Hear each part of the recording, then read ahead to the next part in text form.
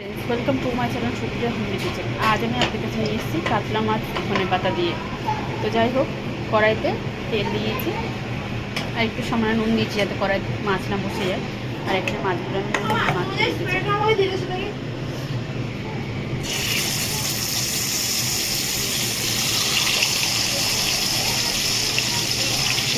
আমি ভেজে নিই।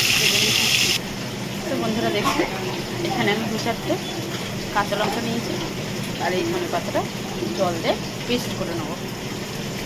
আর এখানে একটা টমেটো, একটা পেঁয়াজ নিয়েছি কেটে ভালো করে কেটেছি।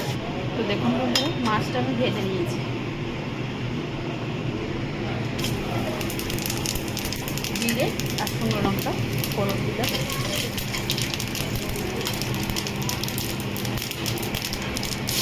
পেঁয়াজটা দিয়ে দিলাম।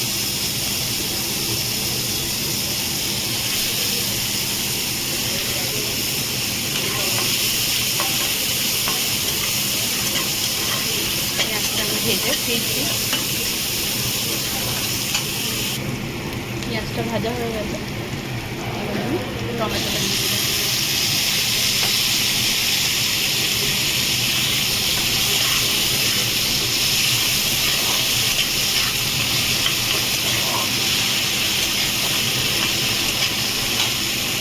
টমেটো সিদ্ধ হওয়ার জন্য আমি তো ওদের মতো নুন আমি একবারেই দিয়ে দিচ্ছি, লাগলে আর একটু পরে দেবো।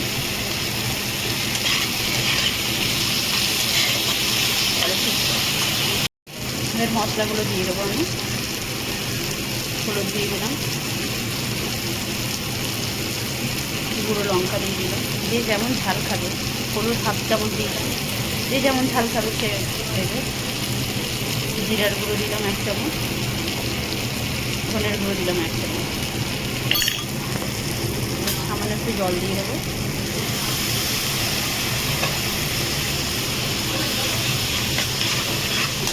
দিয়ে একটু কষিয়ে নেবো ভালো করে। কষিয়ে নিয়ে ফিরছি। চিনি দিয়ে দিলাম।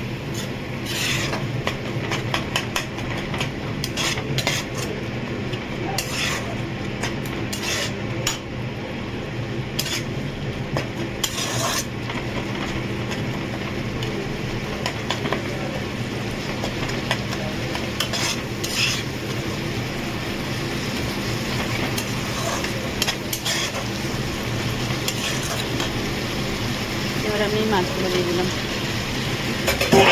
ভাজা মাছগুলো দিয়ে দিলাম। একটু কষবো, কষে ফিরবো। এই পিঠে পিঠ করে ভালো করে কষে নিয়েছি। এবার সেই ধনে পাতা কাঁচা লঙ্কার পেস্টটা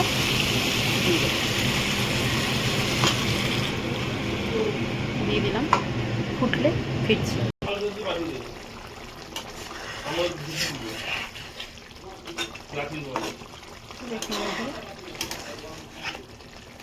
সুন্দর গন্ধ বেরোচ্ছে। আর একটা কথা, আপনার যদি মনে করেন যে সবুজ সবুজ করবেন, তাহলে মশলাটা যেমন লঙ্কার গুঁড়ো আর হলুদের গুঁড়োটা একটু করে মানে অ্যাভয়েড করবেন, তাহলে সবুজ হবে। ওর বদলে কাঁচা লঙ্কা একটু বেশি পেস্ট করে নেবেন, একটু ধনে পাতা বেশি পেস্ট করে নেবেন। আমাদের সবুজটা অতটা করে না বলে তাই আমি একটু কালারিং করলাম।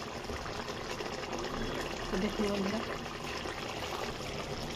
বন্ধুরা, আমার রান্নাটা রেডি হয়ে গেছে। আপনারা ট্রাই করবেন, ট্রাই করে কমেন্ট করে জানাবেন রান্নাটা কেমন লেগেছে। ভালো লাগলে লাইক কমেন্ট শেয়ার করবেন আর আমার চ্যানেলটা সাবস্ক্রাইব করবেন। ভালো থাকবেন, সুস্থ থাকবেন। Bye bye.